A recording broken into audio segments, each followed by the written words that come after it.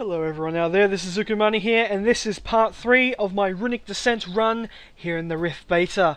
Now we've just finished killing the second boss in this place, Wormwood, and we're heading on down to the last boss.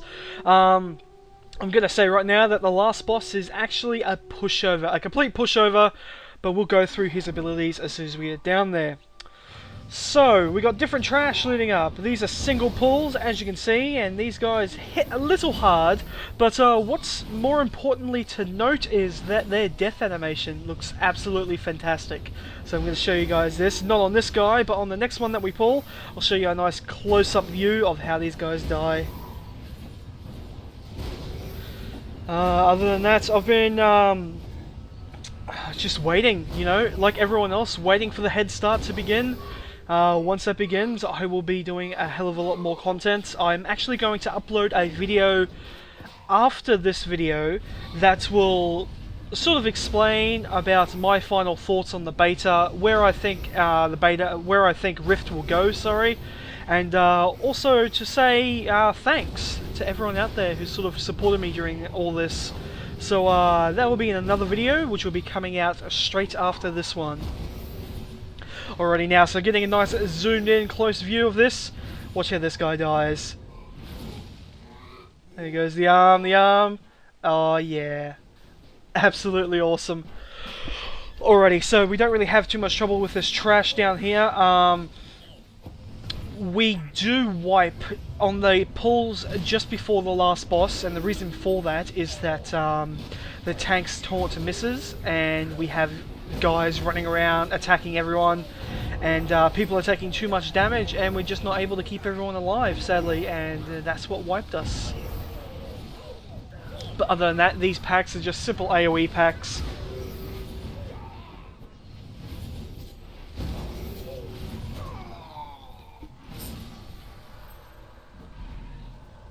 Alrighty, so these little blossoms here, the life bulbs, they are for another quest.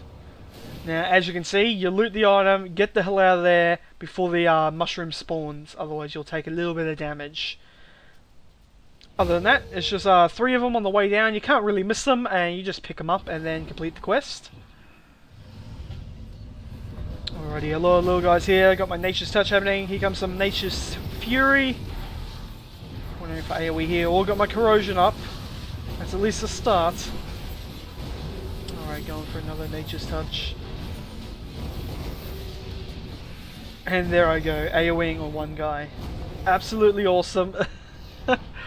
Okay, we got a shade in the back. Now these guys hit a little bit harder. They are mainly magic damage, so throwing up your natural conversion does help to mitigate some of the damage. Alrighty, so my thoughts on Runic Descent. It is a very quick dungeon. You can blitz through it quite easily. If you're looking for that, if you're looking for a lot of XP pretty fast, run this place. Get a group of 4 friends, run this place constantly until you're happy or you're bored or so on and so forth, and then you leave. You'll make so much XP in here, it's not funny. It is a really good source of getting those levels, especially if you want to reach up to level 44 and then head on over to the Lantern's Hook, which is the next dungeon just above this one, a level 44 dungeon. Oh. Oh man, look at that. Okay, I'm going to replace these robes, which I just got in this run, with these even fancier robes. Man, look at those things. The only problem now is, all I'm thinking about is putting on those robes, but I can't because I'm in combat. Okay, so we've got a nice little pack here. I mean, they don't do too much. Looks like a couple of wolves with just a caster in the back. Pretty simple stuff. As you can see, I'm opening up my bags, checking out where my item is. I'm like, oh, come on, just let me put it on, let me put it on. And I see that Pat walking through. See the cleric tank turn around, look at him. And there we go. I'm like, oh man, come on. Alrighty, so these big guys again, be careful of their damage. They are a bit spiky now and then. I mean, we didn't really have too much troubles, but you can Just look at the cleric tank and how much damage the cleric's actually taking, and you can see the spike damage out of it, or at least I can anyway, so just be aware of that and just make sure that you keep your standard rotation happening. If you're a Chloromancer healer, I mean, it's all about the rotation, that's it. And, ooh, there we go. Got the awesome robes on, got my sword in my book, we're looking pretty good now. And as you can see, you grab the last life bulb, sorry, and the NPC spawns. Grab a quest item, and move on. So these are the last couple of pulls before the final boss in here. And just look at that belt.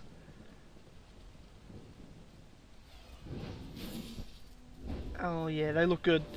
Okay, so nice AoE pack here. Got my Nature's Touch happening. Here we go. I go for a corruption. I'm running in. And you notice my bars right now. Do you see where my bars are at? I'm like clicking buttons thinking, oh, what happened, what happened? Now, my key bindings in WoW, to scroll the camera in and out, I have to hold down shift and, you know, scroll my mouse wheel pretty much to move in or out. Just because I've bound attacks to my mouse up, you know, wheel up, wheel down. When I first tried to set up my key bindings for this game, I wasn't able to keybind my mouse up or mouse down button, like the scroll wheel I'm talking about. I wasn't able to keybind that. I don't know whether it was because just the beta build that I was in. I don't know whether it's actually implemented in the open beta. I never actually went back and tried, or whether it'll be in launch. But because of that, and because I'm in that mindset, I'm just so used to holding down shift and scrolling up and down to sort of zoom in and out. But by doing so, I'm actually changing my bars down the bottom. Now, you can lock them, and I would suggest locking your bars just in case you have the same issue or the same problem. But I very much doubt it, because my issues are very, very unique, let's say. Now, this is the pull here. So, we got the cleric. Cleric goes in, grabs aggro as best he can, best as she can, sorry. The caster's still in the back. We didn't line of sight the caster, but here comes in the caster. I don't think the shade pulls, but as you can see, our rogues are pulling threat, and the taunts miss. The taunt is resisted, so he's running back, trying to pick up the ads. We're frantically trying to heal, myself and the cleric, and we're going to lose a rogue here, and boom, rogue's dead. So I think battle res, you know, it's pretty logical. We'll go for a battle res. So battle res up, and by the time I battle res, the other rogue passed away. So we continue on. I'm at this point just mainly focusing on the tank, but as you can see, the tank even falls over, and that is a wipe. Now, something I want to point out here is that if you're a DPS class, I understand that there's not threat meters in this game, but still, if you see yourself or you have that feeling that you're about to pull aggro on a mob, please hold back on your DPS. I mean, you holding back for, you know, 5 seconds isn't going to cause a wipe in the group. If you pull aggro though, and the tank can't taunt it back off you, and you die, it could cause a wipe in the group. So just please be aware of that. It's just simple, basic, common sense of mechanics. I understand the DPSing is just like, oh, see, big numbers, big numbers, big numbers. But you must be aware of everyone else in the group. You can't be a selfish DPS now. Alrighty, so we pick them back up, and easily breeze. We don't. The tank doesn't lose threat at all. Another good way to sort of mitigate the whole losing threat is to actually have focus targets, like mark one. Say that's the DPS target. When that one's dead, kill this one, so on and so forth. If you're in a guild group on vent, it's no problem whatsoever. If you're in a pug though, yeah, I'm not sure how that sort of works yet. I mean, we won't really know till live hits. Once live hits and everyone starts pugging a lot, I guess you'll sort of see the sort of little things that sort of happen. But until then, we won't know how it sort of works. I mean, so this is the final boss. Alrighty, so this is the final boss here. name is Warden Falador. Now, very simple fight. You don't have to move at all. I would suggest though, watching where I position myself if you're a healer, because that is the best place to sort of position yourself for the knockbacks. Now, his abilities are as follows. He will do a single target attack on the tank, which don't really have to worry about. We're able to heal through it, no problems whatsoever. He does have another ability though, which is Drowned. Now, if he casts that on a healer, the healer becomes silenced. Now, what happens there is he'll randomly just pick a person and cast it on it, but since we have 2 healers effectively, it doesn't really matter, or it isn't really a concern if one healer is silenced, because then the other one just heals. Very simple stuff.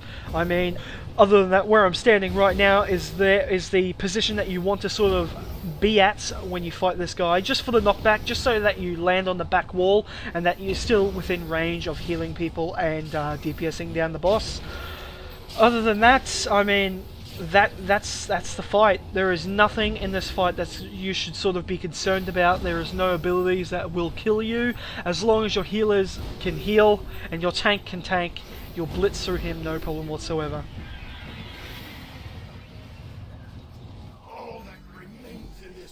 And there you go. Alright, he's dead. That's a nice little shield. Too bad I can't use shields. Alrighty guys, that is part 3, the final part of my Runic Descent run here in the Rift Beta. Now this is actually the last dungeon I ran during the open beta, the last final beta. So I will not have any more content dungeon wise until the game goes live, but I will be doing a video, as mentioned earlier. I will be doing another video which will be uploaded on my channel straight after this one, which will explain my thoughts on the beta and the future of my channel. So thank you all for watching, and I'll see you all again next time.